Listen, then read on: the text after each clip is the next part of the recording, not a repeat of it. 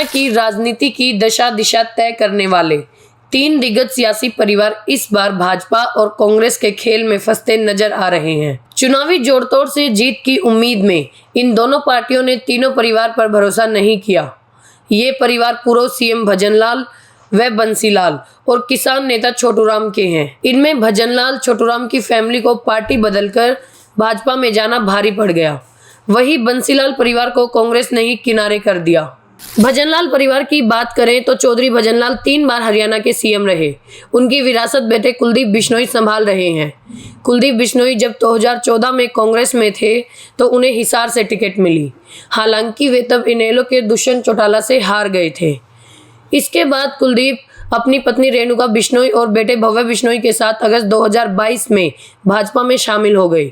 इस बार कुलदीप हिसार सीट से टिकट के बड़े दावेदार थे। उन्होंने इसका दावा भी ठोका था, लेकिन भाजपा में उनकी नहीं चली और टिकट चौधरी देवीलाल के बेटे रंजीत चौटाला को मिल गई। वहीं बंसीलाल परिवार की बात करें तो पूर्व सीएम बंसीलाल 4 बार हरियाणा के मुख्यमंत्री रहे। उनकी राजनीतिक विरासत विधायक बहू किरण चौधरी संभाल रही हैं। उनका परिवार कांग्रेस में है।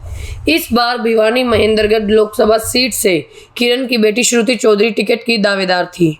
श्रुति इस सीट से 2009 में सांसद बनी थी। हालांकि 2014 और 2019 में वह चुनाव हार गई। उन्हें भाजपा उम्मीदवार चौधरी धर्मवीर ने हराया था, जो इस बार भी इस सीट से भाजपा के उम्मीदवार हैं। कांग्रेस ने उनकी टिकट काटकर विधायक राव दान सिंह को दे दी है। सर छोटूराम के परिवार की राजनीतिक विरासत उनके नाती पूर्व केंद्रीय मंत्री बीरेंद्र सिंह संभाल रहे हैं। बीरेंद्र सिंह के बेटे ब्रिजेंद्र सिंह 2019 में हिसार से भाजपा की टिकट पर लोकसभा चुनाव जीते। ब्रिजेंद्र ने मार्च महीने में ही भाजपा छोड़ दी। इसके बाद वे कांग्रेस में शामिल हो गए। बीरेंद्र सिंह ने बेटे के लिए हिसार और सोनीपत सीट से दावा ठोका। उन्होंने हिसार को प्राथमिकता तक बताया।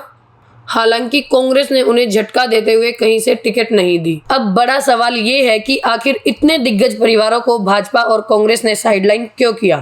पॉलिटिकल एक्सपर्ट की माने तो अक्टूबर-नवंबर में हरियाणा में विधानसभा चुनाव होने हैं।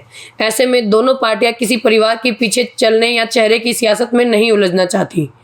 उनकी कोशिश है कि संगठन के जरिए ही सियासत की जाए, ताकि पार्टी को किसी तरह का प्रेशर न झेलना पड़े। इसके अलावा अपने किसी भी फैसले के लिए बड़े राजनीतिक परिवारों के आगे झुकना न पड़े।